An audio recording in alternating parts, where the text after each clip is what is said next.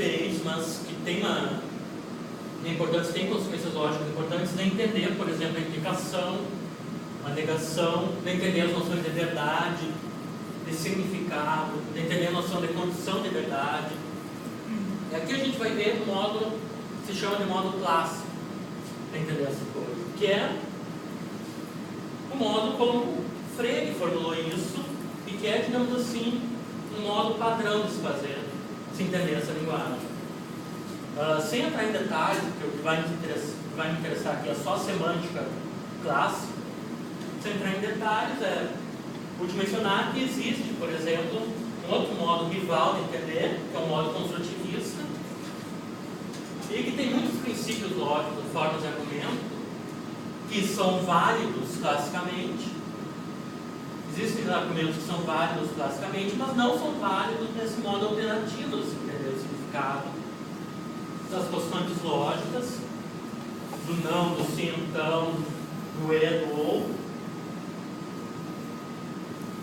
Existem modos que são válidos, formas que são válidas aqui na lógica clássica, mas não são válidos nesse modo alternativo. E é uma questão filosófica importante. E é para tratar desse tipo de questão filosófica que entra em jogo, que a gente tem disciplinas de lógica e filosofia. É uma questão filosófica importante saber, afinal de contas, qual desses modos de entender a lógica correta. Isso vai fazer uma grande diferença depois quando tratar de teoria do conhecimento. Nós vamos tratar de filosofia da matemática, que apesar de ser uma área que possivelmente as pessoas têm um ódio natural por se tratar de matemática,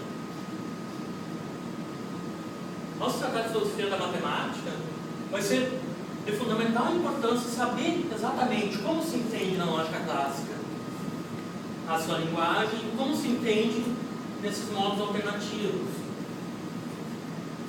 E por mais que se odeie filosofia da matemática, toda uma tradição filosófica do século XX, tradição analítica, que se origina de problemas dentro da filosofia da matemática, problemas acerca do conhecimento a priori. Nós vamos ver, vou expor para vocês agora então algumas ideias bem básicas, algumas ideias básicas e fundamentais da semântica do cálculo proposicional clássico, ou também chamada de semântica clássica do cálculo proposicional. A primeira é estupidamente simples. Que nessa linguagem, e na semântica dessa linguagem, na semântica dela, nós teremos duas coisas, dois objetos, um diferente do outro, que intuitivamente nós podemos chamar de verdadeiro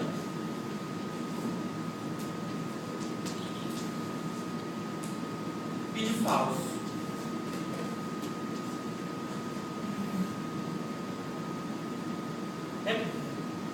Geralmente a gente entende verdade e falsidade como sendo predicados, características de sentenças ou de proposições. Uma sentença verdadeira ou uma sentença falsa. Logo quando eu entrar em mais detalhes formais da apresentação da semântica clássica, a gente vai ver por que estou falando que isso aqui são objetos, são características. Mas por enquanto vocês podem entender da seguinte forma: olha, que nós tenhamos verdadeiro e o falso na semântica lógica clássica significa o seguinte: os enunciados da lógica clássica, as fórmulas da lógica clássica, da lógica proposicional clássica, podem ser verdadeiras, podem ser falsas. Simples. Além disso, conectado com isso, a gente tem uma outra característica, uma outra ideia básica que se chama de princípio da bivalência, que é um nome técnicos.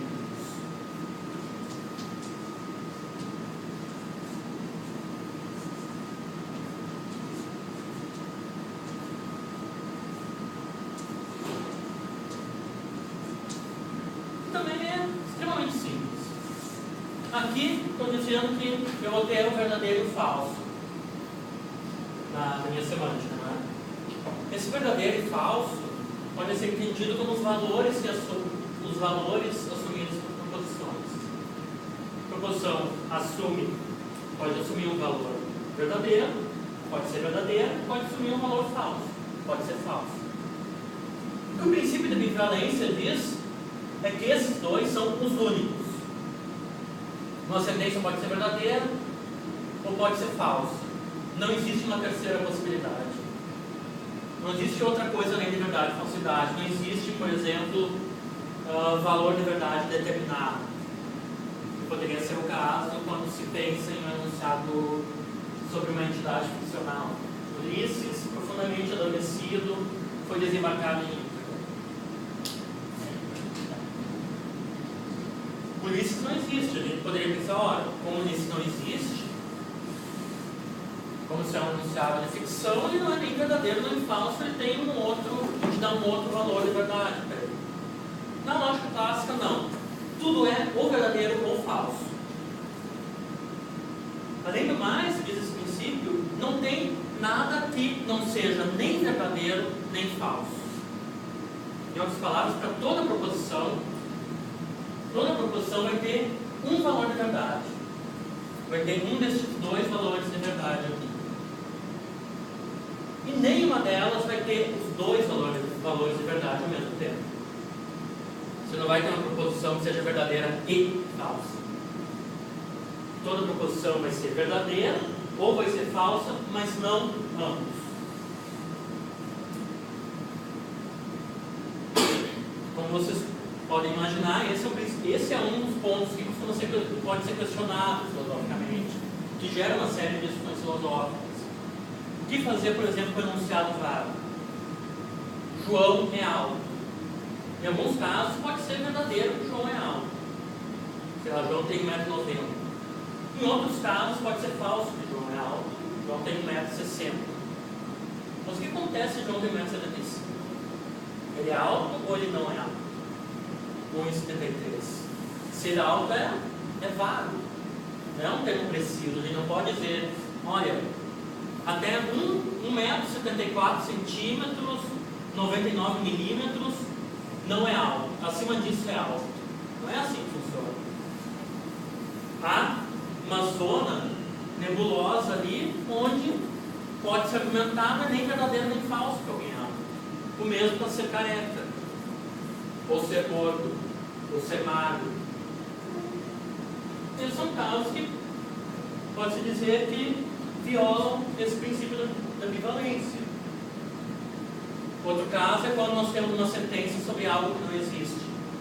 Por exemplo, no Ulisses, poderia ser Hamlet, poderia ser qualquer outro personagem ficcional. A sentença sobre esses... Poderia ser uma sentença sobre alguém imaginário, nesse caso, não precisa ser um personagem da ficção. Ao contrário do que tem nos livros teológicos, que sempre dão exemplos ficcionais bastante famosos, não precisa ser nenhum personagem criado por um grande escritor ou cineasta para causar problema aqui. O que acontece quando eu digo coisa desse tipo? O Hamlet era loiro. Verdadeiro ou falso? Bom, pode ser que em algum filme Hamlet seja loiro. Pode ser que em outro filme Hamlet seja interpretado de outra forma, um ator que não seja loiro, ou que tem cabelo de loiro.